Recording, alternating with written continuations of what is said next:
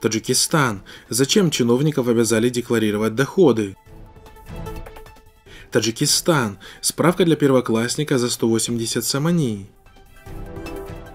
Хаким Андижана устроил пышную вечеринку. Правительство Таджикистана приняло новые формы декларации о доходах и имуществе госслужащих, обязав их указывать доходы от научной, творческой и педагогической деятельности, доходы от сдаваемых в аренду имущества и земли, доходы от приусадебного участка и другие. Соответствующий закон был принят в конце июля. Об этом пишет радио Азади. Ранее таджикские чиновники в своих декларациях о доходах должны были указывать только зарплату, квартиры, дома, участки и автомашины. С 2004 года госслужащие Таджикистана обязаны ежегодно до начала апреля отчитываться перед налоговым ведомством о своих доходах и основных источниках. В декларации об имущественном положении, помимо недвижимости и автомашин, чиновники должны указывать поголовье скота, птиц, сбережения, драгоценные металлы и камни. Однако отмечается, что госслужащие могут не указывать в декларации драгоценные металлы, золотые и серебряные украшения стоимостью ниже 203 тысяч сомани, более 20 тысяч долларов, а также сбережения, не превышающие 58 тысяч сомани, 5,8 тысяч долларов.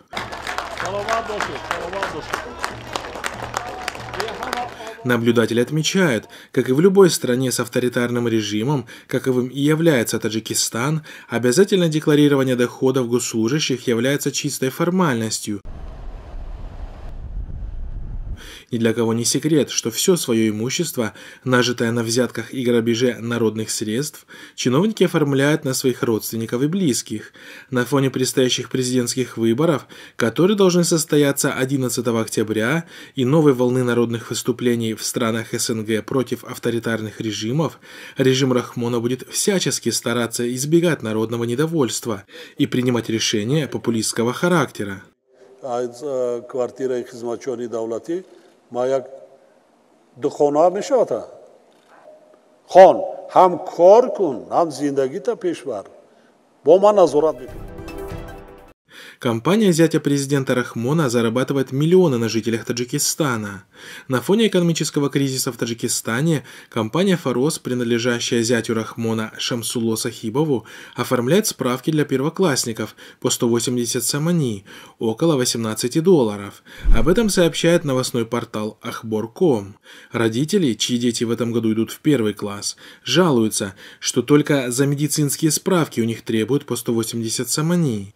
Врачи сетуют на то, что такие заоблачные цены выставляет компания «Фарос», в чьих руках сейчас находятся медицинские лаборатории по всей республике. До того, как этот бизнес стал монополией компании «Фарос», одна такая медицинская справка стоила всего 10-15 сомани. В частности, отмечается, что это именно продажа справок, так как медицинские лаборатории республики физически не в состоянии провести медицинское обследование 200 тысяч детей. Для получения справки не обязательно ввести ребенка к врачу. Достаточно родителю прийти в поликлинику и внести установленную сумму 180 сомани обязательного налога компании «Фарос». По словам очевидцев, справки с уже проставленными печатями стопками лежат на столах у врачей. Хотя они последовательно старались не оглашать истинных владельцев «Фароза», но... Напомним, что право выдачи справок для поступления в школу перешло к компании «Фарос». В прошлом году ее стоимость составляла 78 сомани, около 8 долларов США.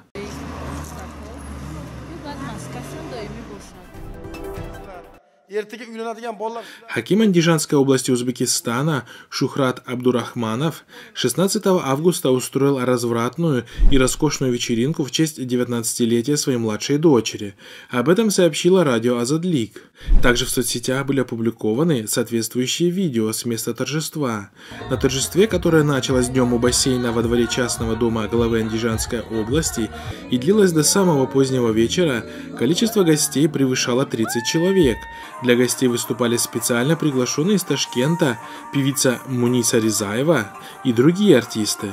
Судя по видеозаписи, распространенной в социальных сетях, в конце вечеринки чиновник подарил виновнице торжества новый автомобиль Rayvan Gentra, стоимость которого в салонах акционерного общества «Узавто Саноат» составляет 138 миллионов сумов, 13,5 тысяч долларов США.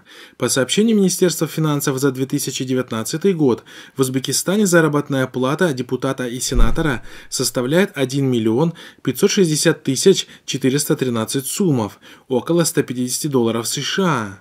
А главы Хаким области 1 миллион 899 тысяч 783 сумма, почти 190 долларов.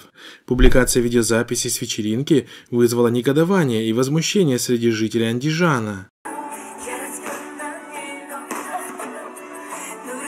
Напомним, что это уже далеко не первый случай публикации видеозаписей, дискредитирующих высокопоставленных чиновников. Причем публикуют такие видеозаписи, как правило, представители так называемой «золотой молодежи Узбекистана», то есть дети представителей элиты. Так, в 2019 году в соцсетях распространились видеозаписи с банкета, в котором приняла участие известная российская певица Полина Гагарина и дочери президента Мирзияева. Обезоружена.